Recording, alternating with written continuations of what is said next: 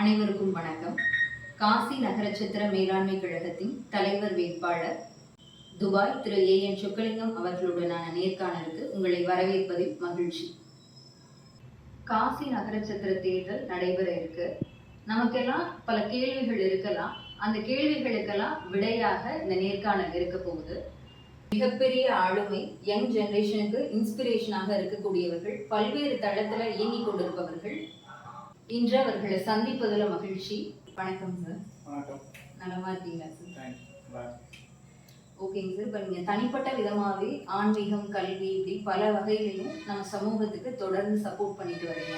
உங்களுடைய social service ஏற்கனவே establish ஒன்றா தான் இருக்கு. இப்போ காசி நகரச்சத்திர மேலாண்மை கழகத்தின் தலைவராக போட்டியிட விரும்பி இருக்கீங்க. அதற்கான நோக்கம் என்னன்னு தெரிஞ்சுக்கலாமா சார்?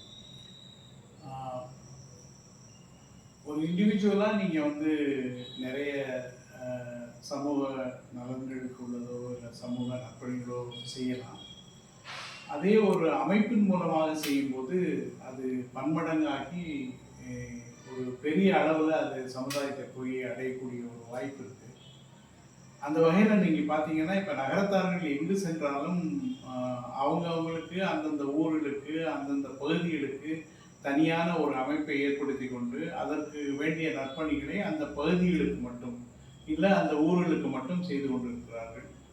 இதில் 76 ஊர்களையும் ஒன்றாக இணைத்து எல்லோருக்கும் பயனை சென்றடக்கூடிய ஒரே ஒரு அமைப்பு காசி மேலாண்மை கழகம் மட்டும்தான். இதில் தான் நம்ம 76 ஊர்களையும் சேர்ந்த நகரத்தார்கள் ஒன்று கூடி அதில் வரக்கூடிய நன்மைகளை எல்லா நகரத்தார்களுக்கும் சென்றடையக்கூடிய ஒரு வாய்ப்பு இருக்கு.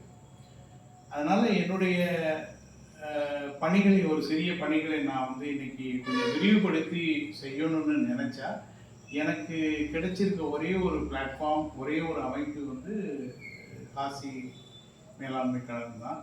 அதனால அதற்கான ஒரு வாய்ப்பு எனக்கு கிடைச்ச போது எல்லா நகரத்தார்களுக்கும் ஏதோ ஒரு வகையில் என்னுடைய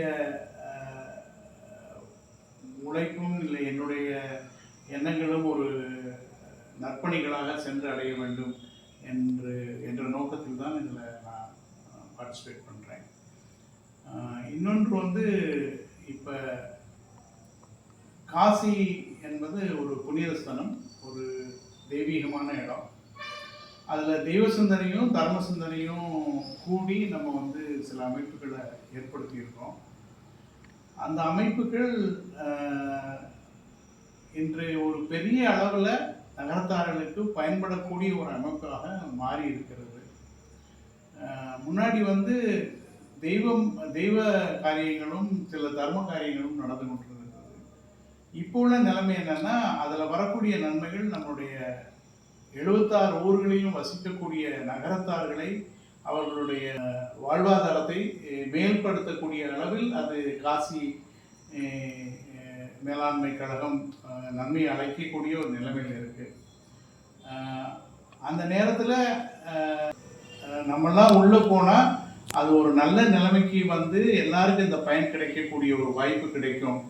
அதனால நம்ம இதில் போய் ஈடுபாடு கொண்டு அந்த வாய்ப்புகளை நகரத்தார்களுக்கு சென்றடைய செய்யுமாறு ஏதாவது முயற்சி செய்யணும் அப்படிங்கிறது என்னுடைய நோக்கம். மகிழ்ச்சி சார். உங்களை மாதிரி நிறைய பேர் இப்படி வரணும், நம்ம சமூகத்தை அடுத்த கட்டத்துக்கு நகர்த்துவதற்கான உங்களுடைய சிந்தனை வெற்றி பெறணும்.